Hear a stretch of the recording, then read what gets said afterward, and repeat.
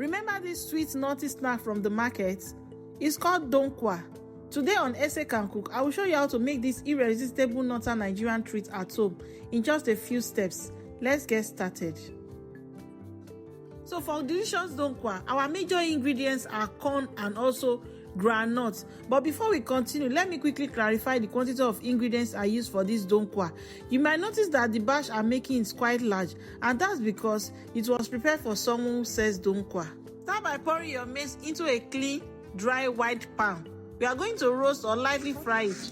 Make sure there is no oil in the pan, as this is a dry roasting process.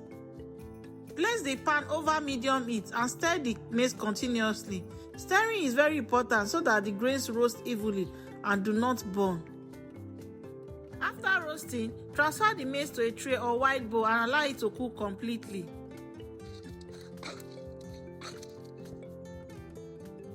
Now that the maize is perfectly roasted and cooling, let's move to the next important ingredient, our groundnut. Pour the groundnut into a clean dry pan and place it over medium heat, just like the maize. This is a dry roasting process, so there is no need to add any oil.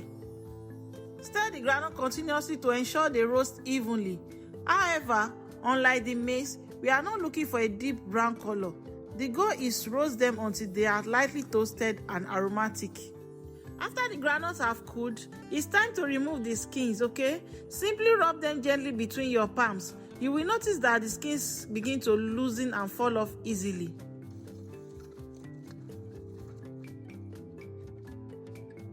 Now that we have peeled our roasted groundnut, the next step is grinding. But before we grind the groundnuts, we start with the roasted maize. What I did here was to add my pepper and sugar directly to the roasted maize in a bowl. I then mix everything thoroughly to ensure that the sweetness and spice are evenly distributed.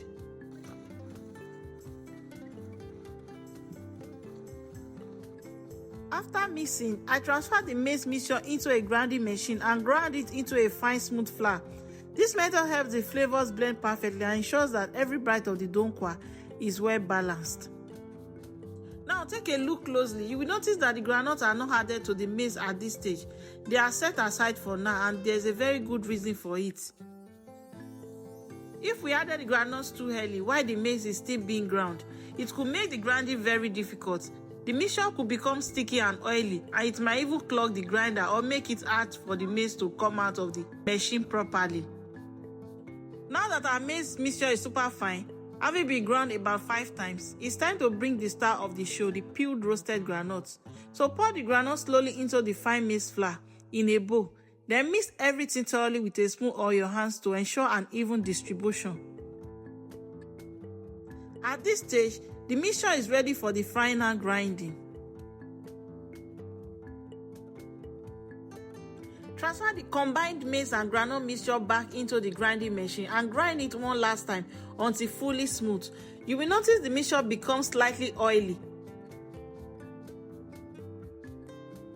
While making the dough, we noticed that the natural oil released from groundnuts was not quite enough to give the mixture the smooth, cohesive texture we needed. Because this batch was prepared for sale, we wanted the Donkwa to be perfectly soft, easy to shape and hold well together. So we added 1 full bottle of groundnut oil to the mixture. If you are making Donkwa at home in smaller quantities, you might not need to add extra oil. The natural oil from the groundnuts will usually be enough, but for larger batches like for selling, the extra oil ensures the dough is manageable, soft and market ready. Now that we have massaged the groundnut oil well into the mixture, the next step is to gently pound it in a mortar. Don't worry, this is not about heavy pounding, just a gentle, steady motion. Pounding helps to bring all the ingredients together perfectly, distribute the groundnut oil evenly, and even make the dough smooth, cohesive, and easy to shape. If you skip this step or pound too hard, the dough can either remain crumbly or turn into a paste. So take your time and gently pound until the mixture is soft, slightly oily, and manageable.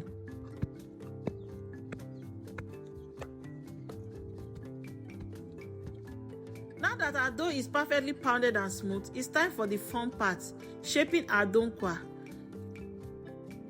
Start by scooping the dough out of the mortar. Then use your hands to form it into the shape you like. You can make small balls or cylinders, whatever you prefer. Take your time with this step.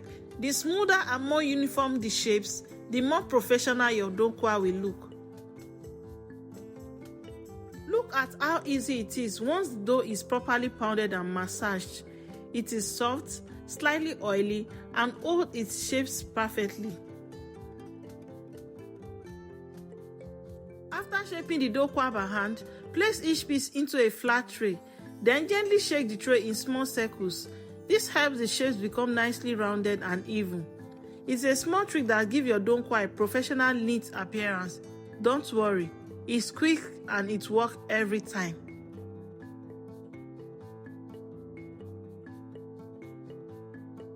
With all the Donkwa nicely shaped and rounded, the final step is to arrange them neatly on a tray or in a container. This makes them ready for selling or serving at home.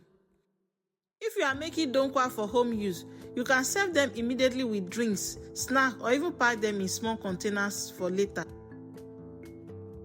For larger batches meant for sale, arranging them uniformly on trays or in boxes gives a professional look that customers will love.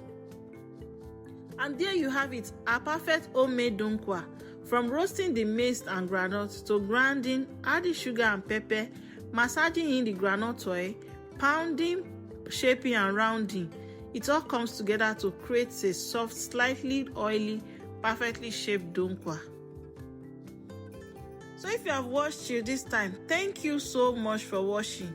Try this at home and you will be amazed at how easy and satisfying it is to make your own Donkwa. Don't forget to like, share and subscribe for more recipe and tips. Bye.